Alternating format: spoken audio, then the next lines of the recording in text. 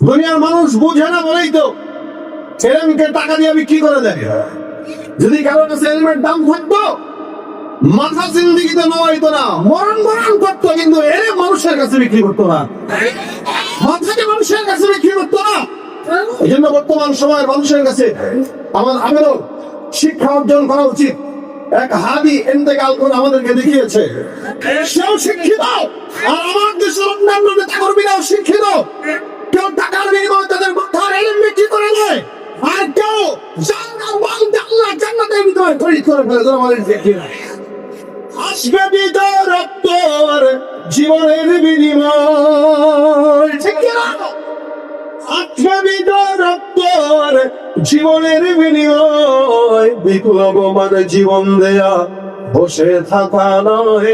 সে কোনদিন আসবে না রে, করো যদি ভয়।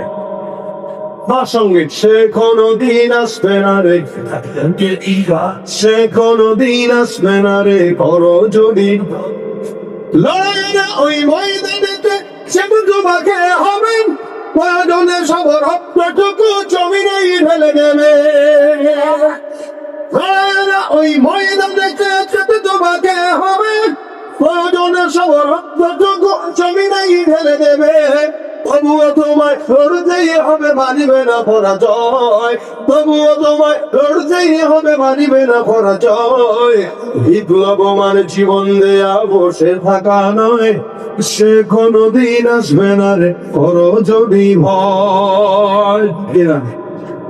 ভয় করবো কাকে? মাথা কার কাছে বিক্রি করবো? দুনিয়ার কোন মানুষের কাছে মাথা বিক্রি করা যায় না, জ্ঞান বিক্রি করা যায় না, আমার বিক্রি করা যায় না, আমার সততা আদর্শ বিক্রি করা যায় না। আল্লাহ পাক আমাদেরকে সেরকম ইমানে কওয়াত দান করে বলেন আমিন। আমাদের দেশের মানুষদেরকে আবার অল্প টাকা দিয়ে কিনা যায়, কি বলি না করেন কেউ? অল্প টাকা দিয়ে বিক্রি করা যায়, খরিদ করা যায়। আপনাদের এই দেশে গরু ছাগল বিক্রি হয় না? একটা ছাগলের দাম কত হইতে পারে? হ্যাঁ, 5,000 পয়সা। ছাগল কিনছে চিন্তা করছেন, চান্দু 5,000 টাকা। একটা ছাগলের দাম মিনিমাম হইলেও 15,000। এখন 10,000 টাকা ছাগল কিনতে পারেন, যে দেখবেন দাঁত নেই, বাচ্চা। তাহলে ধরলাম 10,000, এর বড় এই 10,000 টাকার একটা ছাগল কিনতে গেলেও 10,000 টাকা পকেট থেকে নৌকায় করে দেওয়া লাগে। একটা গরু কিনতে গেলেও মিনিমাম 50,000 টাকা, 60,000 টাকা লাগে, তাও পাওয়া যায় না, ছোট পাওয়া যায়। ধরলাম 50। একটা ছাগলের দামও আছে 10,000 টাকা। একটা দেশি মুরগি 1 থেকে 1.5 কেজি ওজনের, ওটার দামও আছে 1,000 টাকা। কি বলেন, ঠিক না? কিন্তু এই যত জনগণকে দেখতেছেন, এদেরকে খরিদ করতে 5,000ও লাগে না, 1,000ও লাগে না, 100 টাকার সিরানোট হইলেই চলে। নির্বাচনের সময় 100 টাকাও লাগে না, 1 কাপ চা দিয়েই কেনা যায়। কারণেই তো সারা জিন্দেগি গোলামের জিন্দেগি হয়ে গেছে। এদল ক্ষমতা আসলে এদলের পাঠাতে, ওদল ক্ষমতা আসলে ওদলের পাঠাতে। অথচ মুমিনদের বাক্য উচিত ছিল, এই হায়াতে যতদিন দেহের ভিতরে রক্ত থাকবে, যতদিন রক্ত থাকবে ততদিন গোলামি হবে আল্লাহ পাক ছাড়া আর কারো নয়। দামার জন্য কি করতে হবে? আল্লাহ পাক তৌফিক দান করুন, বলেন আমিন। 500 টাকা দিয়ে বিক্রি হওয়া যাবে, 100 টাকা দিয়ে বিক্রি হওয়া যাবে, 1 কাপ চায়ের বিনিময়ে বিক্রি হওয়া যাবে।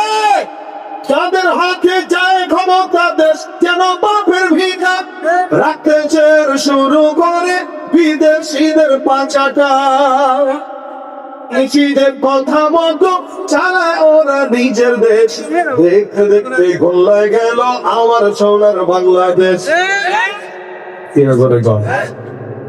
আল্লাহ আমাদেরকে সোনার দেশ দান করো, স্বচ্ছ দেশ দান করো, ইনসাফের দেশ দান করো।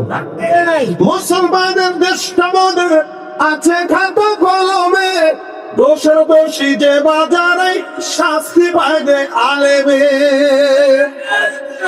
ইসলাম বেচে ক্ষমতাটা পাকাপোক্ত করে বেশ, ইসলাম বেচে ক্ষমতাটা পাকাপোক্ত করে বেশ। দেখতে দেখতে গোল্লায় গেল আমার সোনার বাংলাদেশ, দেখতে দেখতে গোল্লায় গেল, দেখতে দেখতে গোল্লায় গেল দেখতে দেখতে গোল্লায় গেল, কেউ দিল না সবাই দিল, আমরা যে খুলুর ভালো, সারা বছর নেয় না খবর নির্বাচনে খুব ধরো। নির্বাচনের আগে নেতা পরে কত রকম বেশ, দেখতে দেখতে গোল্লায় গেল আবার সোনার বাংলাদেশ। আল্লাহু তাকবীর, নারায়ে তাকবীর, আল কোরআনের হক। আল্লাহ পাক কবুল করুক, আমিন। ভাইরা, মানুষের কাছে বিক্রি হওয়া যাবে? মাথা বিক্রি করা যাবে? ইলম বিক্রি করা যাবে? বুদ্ধিজীবীরা বুদ্ধি বিক্রি করে হাজার হাজার কোটি কোটি টাকা দিয়া। দুনিয়ার সব বুদ্ধি তার মাথায় ঢুকলেও কোরআনের বুদ্ধি ঢুকে না। বুদ্ধি প্রতিবন্ধী, কথা বলেন ঠিক কিনা? বুদ্ধি প্রতিবন্ধী, খালি হাত পা লুলা বেটে প্রতিবন্ধী না।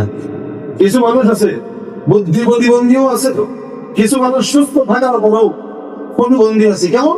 ও চোখ দিয়ে সব দেখে, আল্লাহর কোরআন দেখে না, তার মানে চোখ নষ্ট, প্রতিবন্ধী। যার দিমাগ দিয়ে সব ঢুকে, আল্লাহর কোরআন ঢুকে না, ও প্রতিবন্ধী। ওই যে আপনাকে এই আশেপাশে কিছু কিছু বাউল আছে, সারা বাংলাদেশের আল্লাহর কথা আগা মাথা বুঝে না, প্রতিবন্ধী। কি কথা বলেন? ঠিক। দিমাগের ভিতরে গাঁজা থাকলে কেমনে আল্লাহর কোরআন ঢুকবে? গাঁজা খাইতে খাইতে খাইতে খাইতে দুনিয়া উল্টাই দিছে পুরা। বাংলাদেশের গাঁজার ব্যবসা এদের জন্যই হয়। আমার কয় গাঁজা তো বানাইছেন আল্লাহ, আমার খাইলে দোষ। গরুর লেদা বানাইছে কে? ছাগলের লেদা বানাইছে কে?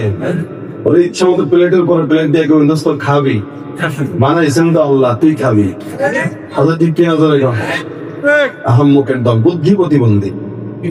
যেই দেমাগে পরিচ্ছন্নতা থাকে না, যেই কলমে গাঁজা থাকে, আর যেই কলমে নারী আর মদ থাকে, ওই কলমে আল্লাহর কোরআন ঢুকে না। দেখেন, এই জন্য দুনিয়াবী শিক্ষা অর্জনের জন্য শর্ত আছে, শর্ত নাই। দিন শিক্ষার জন্য শর্ত আছে, বুঝলেন? খুব যে ইঞ্জিনিয়ার হয় 30, 35, 40 বছর বয়স হইলে ইঞ্জিনিয়ার হয়। 30-এর আগে ইঞ্জিনিয়ার হইতে পারে না ভালো মতো হইতে গেলে। ডাক্তার, একজন ডাক্তার পূর্ণাঙ্গ হতে হতে 30 থেকে 35 বছর লাগে। এই ডাক্তার হইতে যে এসে দেখবেন একবার এখানে একবার ওখানে কত ডার্লিং পাল্টায়। কি পাল্টানো? কত গুণা করে না? এরপরও কি তার ডাক্তারি হইতে কোনো বাধা হয়? মানে বুঝাইতে গেলাম, সে হাজার গুণা করলে, অন্যায় করলেও সে ডাক্তার হইতে পারে। হাজারো অন্যায় করার পরেও সে ইঞ্জিনিয়ার হইতে পারে। কেন? ইঞ্জিনিয়ার আর ডাক্তার হওয়ার জন্য পরিচ্ছন্ন কলম থাকার কোনো প্রয়োজন নাই, কিন্তু কোরআনের হাফেজ হওয়ার জন্য পরিচ্ছন্ন কলমের প্রয়োজন নাই। যার কারণে দেখবেন হাফেজে কোরআন কেউ 30 বছরে হয়েছে, এটার কোনো আলামত দেখবেন না। বরং সমস্ত হাফেজ আজকে যারা এখানে পাগড়ি দেখুন, আকসার সবগুলা 10 বছর থেকে 15 বছরের ভিতর বয়স। অনেক হিংসানায় তো 15 বছরের বাচ্চাকে ভর্তি নেয় না। কেন? কলম এখন গুনাহ বুঝতে শুরু করছে, ওর কপালে, ওর দিমাগে আর কলমে কোরআন ঢুকবে।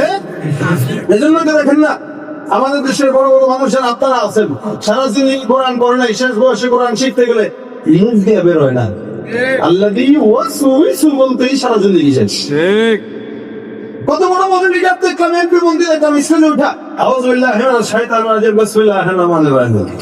আছে কি না? নাই। সব মুখে আসে, কোরআন মুখে ঢুকে না। কেন? নফস অপবিত্র, যার কারণে মুখ দিয়ে বের হয় না। সালাম নবী, আসসালামু আলাইকুম। আল্লাহ কয় তো কলম নষ্ট, এটা মধ্যে সালাম আলাইকুম। দ্বীনের জন্য পরিচ্ছন্ন হৃদয়, পরিচ্ছন্ন একটা কলম যদি থাকে, আল্লাহ পাক তার সিনায় তো কোরআনের নূর দান করে দেয়। সুবহানাল্লাহ। সিনাত থেকে সিনায়